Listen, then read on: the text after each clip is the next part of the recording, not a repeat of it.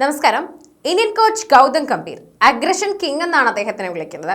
ശരിക്കും പറഞ്ഞാൽ കുറച്ചധികം ആങ്കർ ഇഷ്യൂസ് ഉണ്ട്. ഇന്ന് മാത്രമല്ല, പണ്ട് അദ്ദേഹം കളിച്ചുകൊണ്ടിരുന്ന കാലത്ത് ഗ്രൗണ്ടിൽ കടന്ന അദ്ദേഹത്തിന്റെ തകർപ്പൻ പെർഫോമൻസുകളും ഷോകളും കണ്ടതിനോടൊപ്പം തന്നെ കുറച്ച് അഗ്രഷനും ആംഗ്രി ഗൗതമും നമ്മൾ കണ്ടിരുന്നു. ഇപ്പോഴത്തെ ഗൗതം ഗംഭീറിന്റെ അടുത്ത് മുൻ നായകൻ രോഹിത് ശർമ്മയും തമ്മിൽ ഇപ്പോൾ അത്ര നല്ല രസത്തിലെന്ന് നേരത്തെ നമുക്ക് അറിയാം.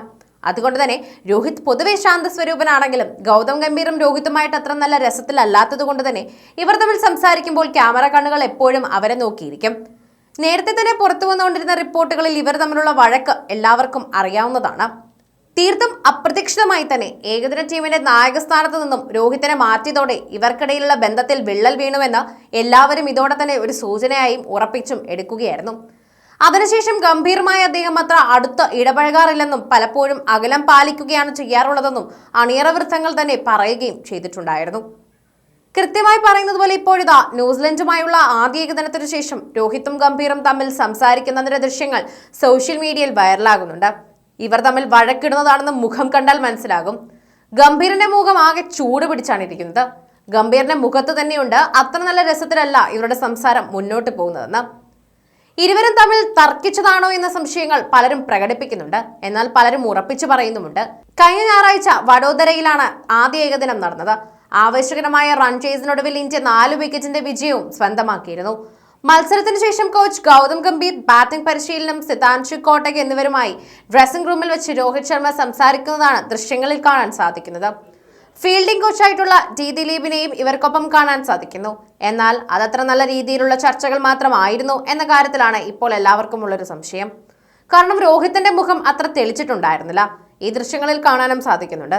ഗംഭീര കോട്ടക്കുമായി സംസാരിക്കവേ അദ്ദേഹം ഇടയ്ക്ക് തലയാട്ടുന്നതും അതൃപ്തി പ്രകടിപ്പിക്കുന്നതും എല്ലാം ദൃശ്യങ്ങളിൽ കാണാൻ സാധിക്കുന്നുണ്ട്. രോഹിത് അത്തരത്തിൽ തന്നെ ഇറിറ്റേറ്റഡായി ആരും കൊണ്ടിട്ടില്ല. ഇതോടെയാണ് ഗംഭീരമായി ചില കാര്യങ്ങളുടെ പേരിൽ രോഹിത്തിനെ തർക്കിച്ചതാകാം എന്നുള്ള തരത്തിലുള്ള സംശയങ്ങൾ എല്ലാവരുടെ ഉള്ളിലും നിൽക്കുന്നത്. ഇവർ തമ്മിലുള്ള ചേർച്ചക്കുറവ് എല്ലാവർക്കും അറിയാവുന്നത് കൊണ്ട് തന്നെയാണ് ഇത്തരത്തിലുള്ള സംസാരം ഇത്തരം രീതിയിലുള്ള സംശയങ്ങളിലേക്ക് നീങ്ങുന്നത് എന്ന് കൂടി നമ്മൾ പറയണം. പക്ഷെ ഇക്കാര്യം സ്ഥിരീകരിക്കുക അസാധ്യമാണ്. കാരണം കാണികളിൽ ആരോ ഫോണിൽ പകർത്തിയ ദൃശ്യങ്ങളിൽ ഇവർക്കിടയിൽ എന്താവാം സംസാരിച്ചതെന്ന കാര്യത്തിൽ യാതൊരു വ്യക്തതയുമില്ല എന്നതുകൂടി നമ്മൾ കണക്കാക്കേണ്ടതായുണ്ട്. ബൗളിങ്ങിനിടെ പരിക്കേറ്റ് നടക്കാൻ പോലും വിഷമിച്ച വാഷിംഗ്ടൺ സുന്ദറിനെ കഴിഞ്ഞ മത്സരത്തിൽ ബാറ്റിംഗിനായി ക്രീസിലേക്ക് അയച്ചതിന്റെ ടീം മാനേജ്മെന്റിന് വലിയ രീതിയിലുള്ള വിമർശനങ്ങൾ തന്നെ ഇപ്പോൾ നേരിട്ടുകൊണ്ടിരിക്കുന്ന ഒരു സാഹചര്യം കടന്നുപോയിക്കൊണ്ടിരിക്കുകയാണ്. അതാണ് ഏറ്റവും പ്രധാനമായി തന്നെ ചർച്ചയിൽ ഉണ്ടാവുക. പിന്നീട് സഞ്ജുവിന്റെ കാര്യങ്ങളാണോ എന്നുകൂടി ചർച്ച വരുന്നുണ്ട്. എന്നാൽ സഞ്ജുവിന്റെ കാര്യം ഇവിടെ സംസാരിക്കേണ്ടതില്ല എന്നും അത് ആയിരിക്കില്ല എന്നും സഞ്ജുവിന്റെ ആരാധകർ തന്നെ പറയുന്നു. വെറുതെ ഇതിനിടയിൽ സഞ്ജുവിന്റെ പേര് വലിച്ചിടണ്ട എന്നാണ് ആരാധകർ തന്നെ പറയുന്നത്. താക്കീത് പോലെയാണ് നൽകുന്നത്. എപ്പോഴും ഗംഭീറും രോഹിത്തുമായി അടി നടക്കുമ്പോഴും അല്ലെങ്കിൽ ചർച്ചകൾ നടക്കുമ്പോഴും അല്ലെങ്കിൽ ഗംഭീറും കോഹ്ലിയുമായിട്ട് ചർച്ചകൾ നടന്നാൽ പോലും അതെല്ലാം സഞ്ജുവിന്റെ പേരിലാണ് എന്ന് പൊതുവെ പറയാറുണ്ട്. അത് സഞ്ജുവിന് ഗംഭീറിനോടുള്ള ഇഷ്ടവും ഗംഭീറിന് അത്ര പുത്രനായി കാണുന്നത് കൊണ്ടാണെന്നും പലരും പറയുന്നു.